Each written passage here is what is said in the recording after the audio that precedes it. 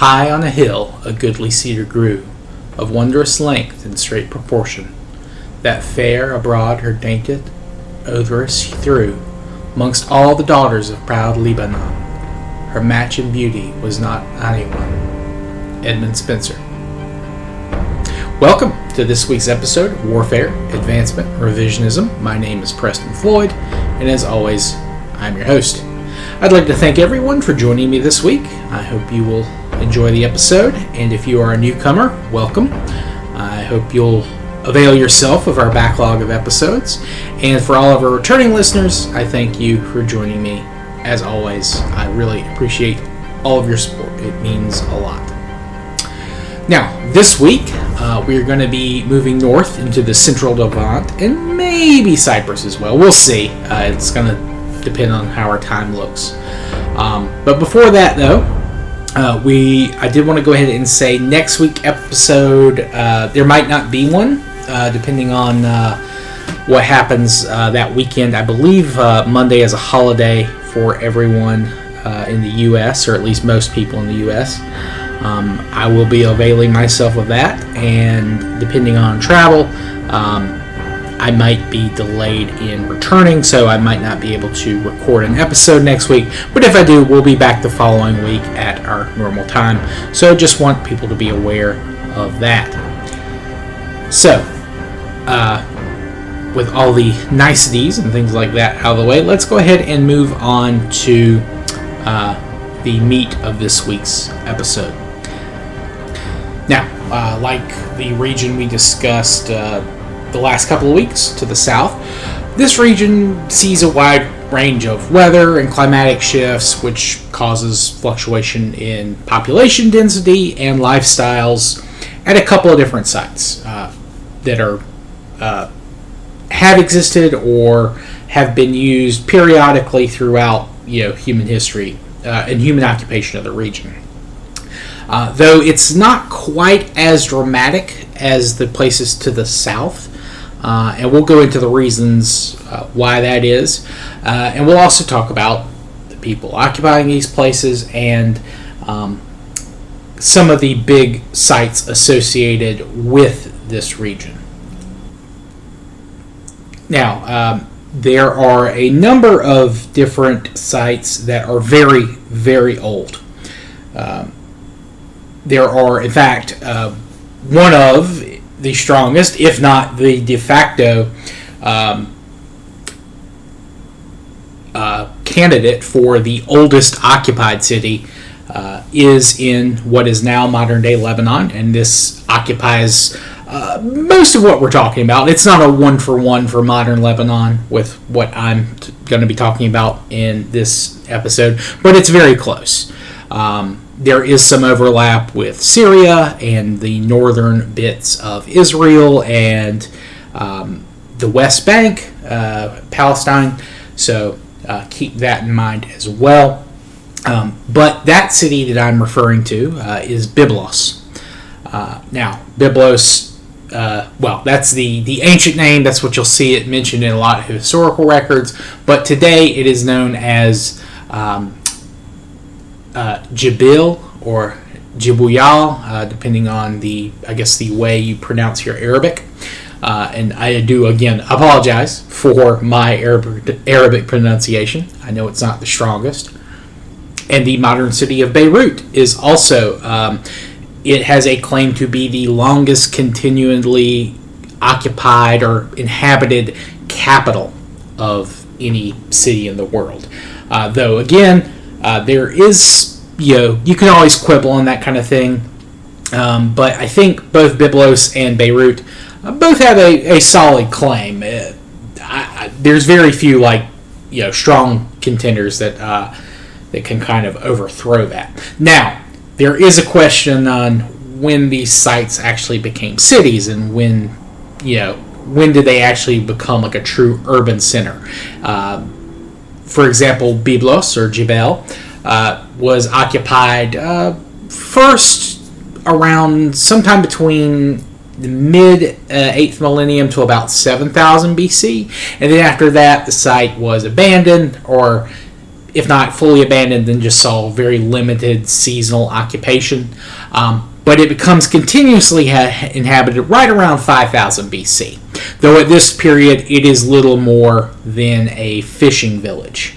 And as time goes on, it becomes a larger and more important city in the region. And this is true for a number of sites along the coast, starting as far south as even again in modern day Israel, the site of, it's now known as Acre, but then you also have Tyre, Sidon, Beirut, as we mentioned, and Arvad and Byblos. These are kind of like the big coastal cities for a lot of prehistoric and then, of course, the historical period, Bronze Age, those type of times. All of these sites are being occupied, at least at some level, though again, it is a question of when they become true cities at this time. Since they're on the coast, you can imagine that they are all very reliant on fishing and things like that to help maintain their diet and population. But another factor in most of these sites is that they are on rivers. Now, as I said, Lebanon is not a one-to-one comparison, or at least the modern country of Lebanon is not a one-to-one comparison, but it does take up a decent chunk of the region I'm talking about. And in the modern country, there are a number of rivers that are flowing from the Lebanon mountains down to the Mediterranean Sea.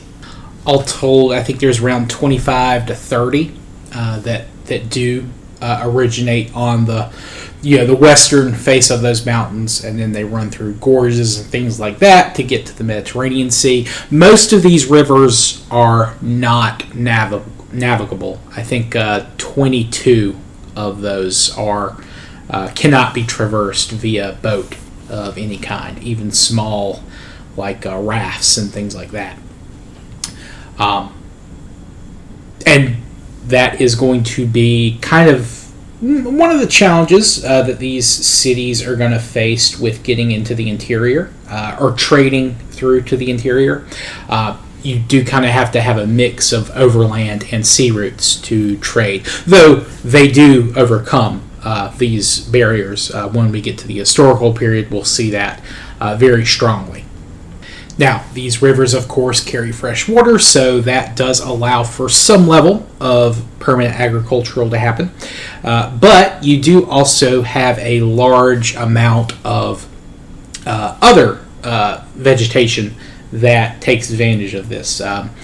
Lebanon, or at least the modern country of Lebanon, has a cedar flag, or a cedar tree on its flag, and historically, the region is a very important source of timber and lumber for a lot of different civilizations. Egypt makes special note of sending expeditions to obtain fine woods and things like that for their temples, ships, all that kind of thing.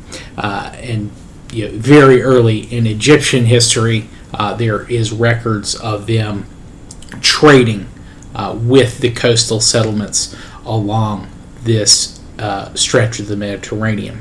And of course, places in Mesopotamia as well are trading for the timber and lumbers. And as you might imagine, this leads to a number of conflicts, both between these various cities and both their neighbors, their large neighbors to the north and to the south and to the east. Not to mention with each other, and them being caught in the middle of conflicts between those neighbors. That's going to be one of the defining hallmarks of the history of this region for quite a while. But these rivers are also part of the reason that the population centers in these areas are able to urbanized slightly faster than what you'll see to the places to the south that we've talked about the last couple of weeks. Now you also have a area known as the Beqaa Valley or Beqaa Valley or Beqaa. It's transliterated in a few different ways into English. But this is a very large, very fertile valley that is between the Lebanon mountain range and the anti-Lebanon mountains to the east. It's around 120 kilometers long, 16 kilometers wide, which is like 75 miles in length to about 10 miles in width. And this is a very important agricultural zone for the entire region. It's also one of the first places you see evidence of wine grown locally in the Levant. And this is probably from this region that you got some of the places we talked about last week getting their wine from, and getting their eventually getting their grapes and things like that to make wine from, or rather to produce their own wine. Although they'll still, of course, import wine from the area because, you can't always make enough locally, and that's true of a lot of different things, even if you have access to decent sources. Now, the Beqaa Valley has 3 rivers that are in this region. The Litani River, which is also known as the Casamia, and the ancient name for it was the Leontis, or the Lion River. This is the one that kind of it forms in the kind of southern part of the Beqaa Valley, and it flows south, picks up another couple of rivers, and then it empties out into the Mediterranean. Now, the Orontes River, or the Asi River, is the one that kind of it forms in the north to the west side of the anti-Lebanon mountains. So this one actually flows kind of to the east, or excuse me, it flows to the west and then curves up to the north. And this will be important later because there's another city that forms around it that I'll talk about here shortly. And then you also have the Hasbani, or the Nahal Snir River. And this is kind of forms in the southern part of the valley, and it's one of the major tributaries for the Jordan River. So it flows completely to the south. Though itself is not, it's not nearly as large of a river as either the Litani or the Asi rivers. Now, moving past the anti-Lebanons, further inland to the east, you come across another city, or at least a site that will become a city. And in fact, it is one of the few cities that can really challenge Beirut as the longest inhabited capital city for a modern state, and it can conceivably challenge Byblos for one of the, if not the longest inhabited city, and that is the city of Damascus. Now, I should say that there is a lot of debate about Damascus's claim on this, at least in the archaeological sphere. Now, Damascus does show evidence of habitation before Byblos by about 200 to 500 years, give or take, though the amount of habitation is very small, and there is a question of whether or not this was a true settlement, like if it's a site for sedentary living, or if it was just kind of a regional, seasonal camps, a large-scale camping site. And I will say that showing up in the historical record, it does not show up until well after either Byblos or Beirut appears in the historical record of people talking about it. I think it loses out to them by about somewhere between 1,000 to 1,200 years. Though, again, that doesn't mean that it wasn't a city before then. That's just the earliest records we have of it being talked about. Now, Damascus is a fairly arid area, so it can't really have a huge population, at least at earlier periods. But that's not to say it couldn't have a permanent population, even after that. Even after the fact, even after the 9000 BC date. Very probable that there are a number of small pastoral groups making use of the area. Even if they can't support a large agricultural base, they could at least kind of give a decent amount of water. There is a river that rolls through. It's named the Beirut River. And it basically gets its yearly flow from snows melting and coming down from the anti-Lebanons.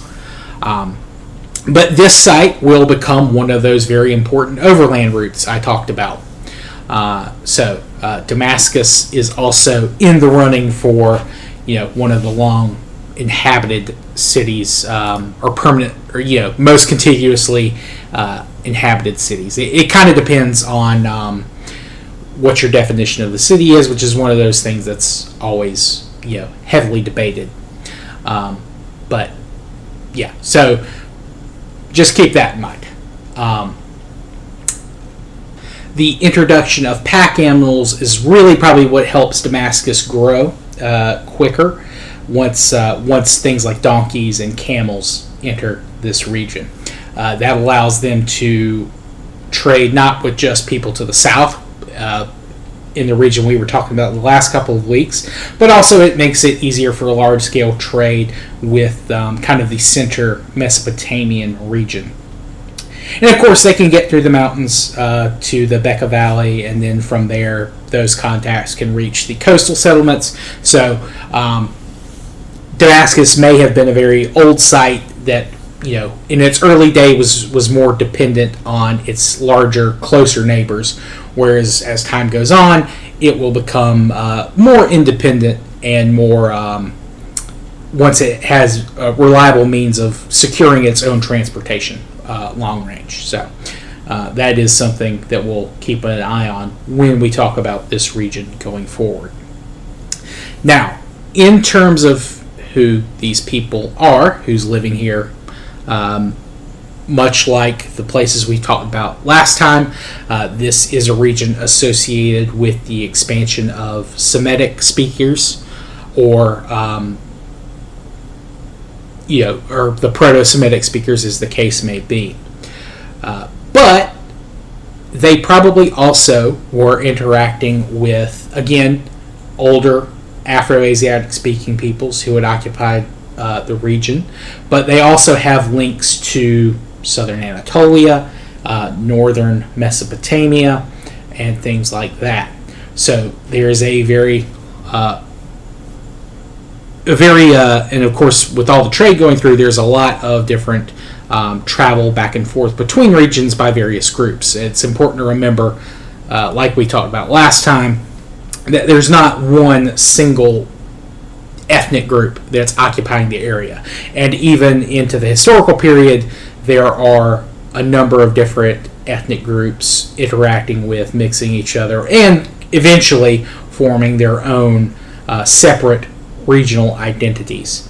For instance, the coastal cities along the corridor that I mentioned, Byblos, Sidon, Tyre, those areas, they are, technically speaking, part of the Canaanite branch of Semitic speakers. So you have to think that there's a Canaanite base at some point, and by base I mean like a chunk of their population that is related to the Canaanite peoples. But at least with the people further north in the Central Levant, they probably have less interactions with the Egyptians of the Delta. And they probably have more direct contacts with Anatolians to the north. And there is another factor that we should discuss, and that is the migrations and peoples living in the kind of the Fertile Crescent towards northern Mesopotamia. In fact, there is a city that is kind of going to be involved with all of this that is not Damascus and not along the coast, but along the Orontes River towards the north of the Beqaa Valley. And that city is known as Qarqar. Now, this is a site that was occupied during the pre-pottery period, around 8,500. And it seems like it goes through regular periods of occupation. It ebbs and flows, much like the sites that we're talking about this week to the south in Central Levant. And it maintains some level of habitation during these entire periods. However, materially, culturally, it appears more in line with sites in the Mesopotamian sphere. So, but Qarqar also has a lot of trade links with their closer neighbors. So there is a mix there of Mesopotamian and these proto-Canaanite cities in the central and southern Levant. So that's something that we'll be kind of keeping an eye on as time goes on. So there's a very heavy mix, especially in this region, of multiple peoples coming in, setting up their own societies, but also not necessarily rejecting their neighbors outright. There's kind of a mix and blend, and you'll see this when we get to the historical period, or a more historical period, I guess, talking about like religion and things like that. So there's a lot of back and forth again in this region. In fact, there's more back and forth in this region as opposed to the southern Levant. Those guys are a little bit more isolated, and again, partly that's due to just environmental and climatic factors. All that said, though, it does appear as if the coastal settlements are a little bit more technologically advanced, especially Byblos. That's where you see a lot of the big hallmarks of antiquity kind of hit first. They're the first to kind of adopt large-scale creation of pottery. They are the first to really adapt copper, and then later bronze. And that's happening right at the end of this season, about 4,500 to about 4,000. And you see that, they adopt kind of the whole pot burials that we talked about last time, and also grave goods, things like that. So Byblos appears to kind of be the center point of quote-unquote civilization in the region. Though, again, this is not in a vacuum. This is happening in conjunction with the places we've talked about further south and the places we'll be talking about a little bit further north and to the east in the next few episodes. But that being said, we are going to take a detour to the island of Cyprus. And I think that's going to be its own episode. This isn't that long of an episode, but I just kind of wanted to give people an idea of the sites and the peoples that are, meeting now, or, more clearly meeting now. They've obviously had contacts well before then, or before this season. But yeah, I think this is kind of a good place to stop. A nice little short episode before we move on to Cyprus, and that'll probably be one whole episode, and then we'll move. We'll talk about the very north of the Levant, and then we'll move east into Mesopotamia, and then we'll probably cover Anatolia and the Caucasus in a couple of episodes, and then we'll continue on further east into Asia. So I might kind of work that around. I might cover Cyprus, then Anatolia, northern Levant region, and then move east. I'm not 100% sure yet on how to do that. But yeah, I'd like to thank everyone for listening and for joining me this week. If you have any questions, feedback, constructive criticism, please let me know. You can reach me at waradrevpod@gmail.com. You can also contact me via direct message on Twitter. You can comment on the YouTube video that I'll post a link to, on the episode description that I always do. And I do stream live on YouTube most days during the week, and sometimes on the weekends. So please feel free to reach out there. Just know that if you do want to chat on YouTube, you can't post links. YouTube doesn't allow that. So if you just want to send me something article-wise, please do so there. I'm not going to do a religion episode for the early Canaanites and Levantite cities. Not a whole lot to go on for this period. There's still, evidence of skull cults, ancestor worship, but by the time we get to the historical period, we're in the realm of gods and goddesses at that point. Baal specifically. Baal is a very big, if you're familiar with the Hebrew Bible, Baal is one of the big Canaanite deities, and also a very big deity in the area we've just been discussing. In fact, according to some sources, Baal even founded the city of Byblos. He's credited with founding the city of Byblos. He may have even been the first deity worshipped there. It's hard to say for sure. I haven't dived too much on the subject, but that is something we will talk about when we get back to this region for our next season. So I hope you look forward to that. But thank you all for joining me. And again, any questions, comments, feedback, feel free to reach out however you'd like. And don't be shy or afraid or anything like that. I do like hearing from listeners. So thank you all, and I hope you have a good rest of your week and or day whenever you're hearing this. And thank you all. I'll see y'all next time. Peace.